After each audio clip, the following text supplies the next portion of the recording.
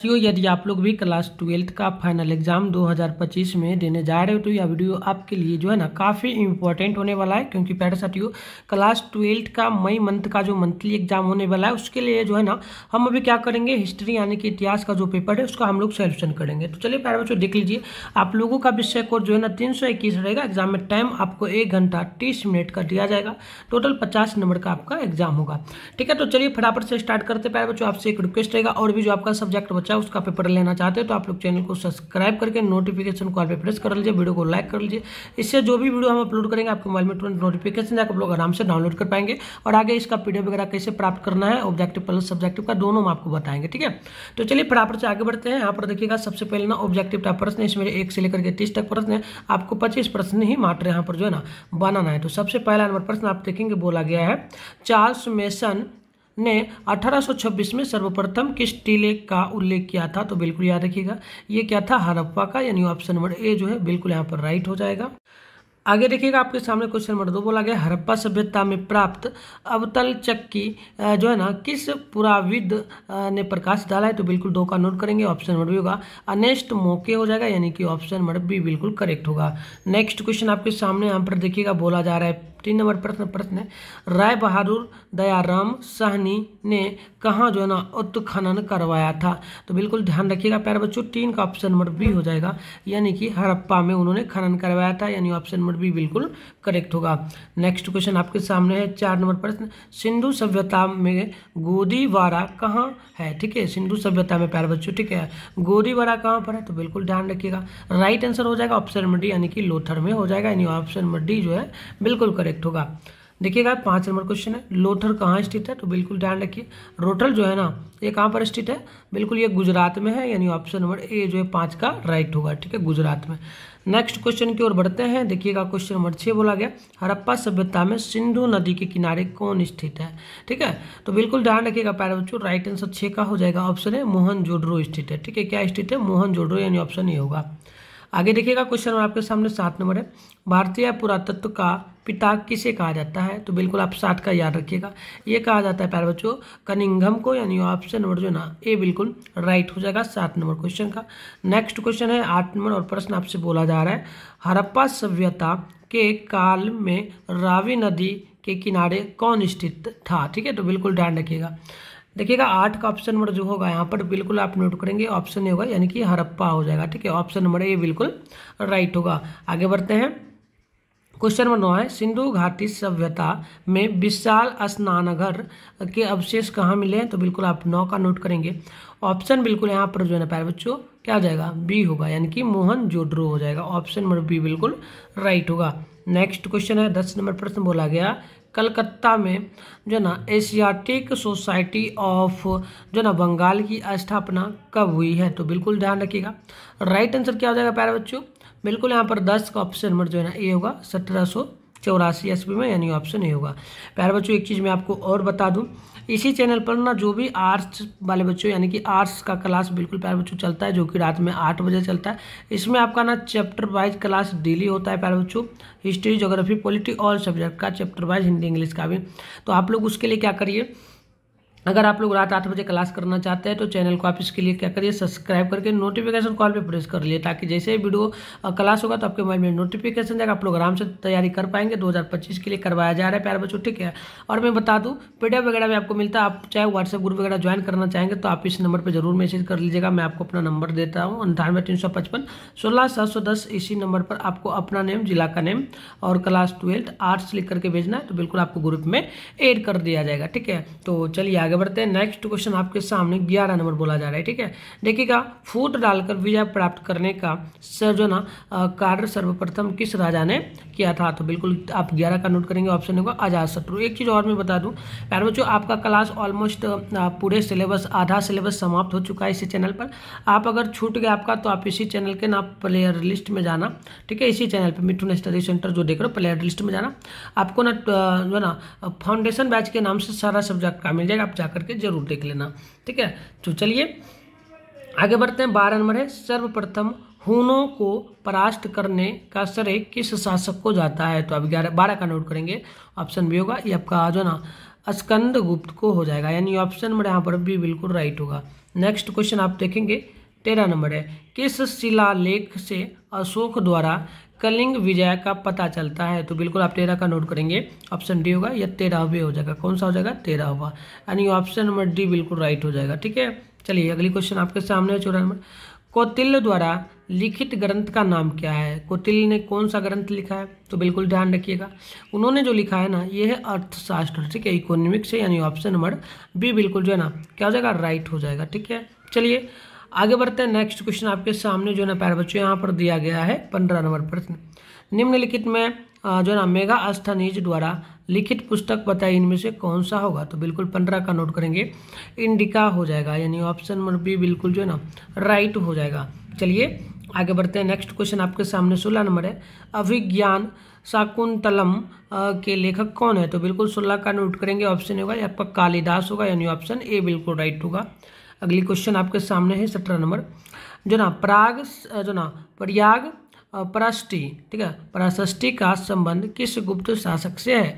बिल्कुल आप नोट करेंगे 17 नंबर का, तो ऑप्शन हो जाएगा बी, यानी कि समुद्रगुप्त से हो जाएगा, यानी ऑप्शन नंबर बी बिल्कुल राइट होगा।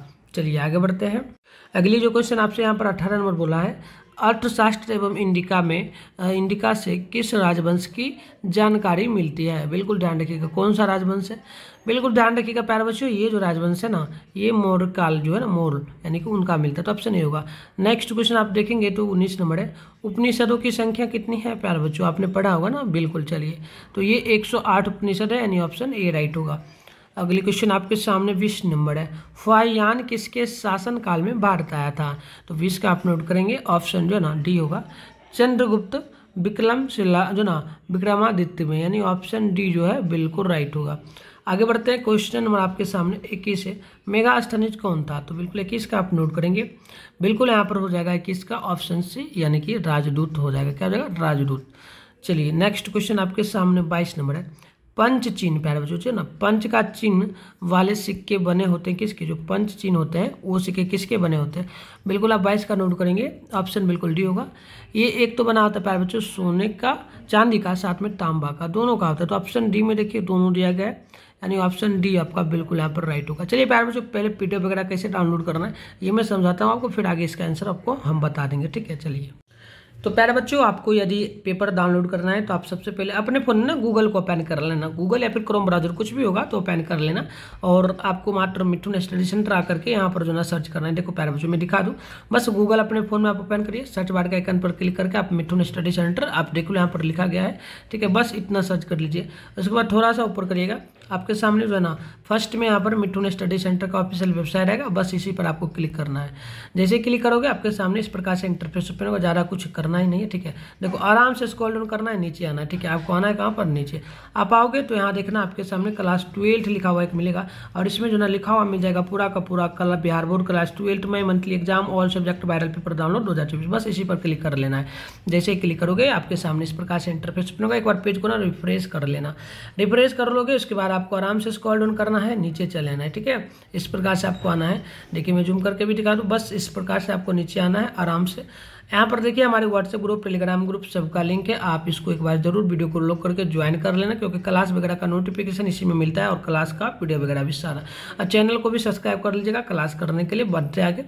अब देखिए आप लोग आर्ट्स वाले बच्चे हो तो यहाँ पर देखिए साइंस वाले बच्चों के लिए है पेपर, तो यहाँ पर लिखा हुआ है, आपको इसमें नहीं क्लिक करना है, बस आपको थोड़ा सा नीचे आना है, थोड़ा सा आओगे तो आपके सामने यहाँ देखिएगा लिखा हुआ मिल जाएगा बिहार बोर्ड क्लास जो ना क्लास 12 आर्ट्स में monthly exam all paper download दो लिंक 2024। बस आपको यहाँ पर देखिए जैसे पॉलिटिकल साइंस है, ज्योग्राफी है, हिंदी है, इंग्लिश है, सारा सब्जेक्ट है, ठीक है।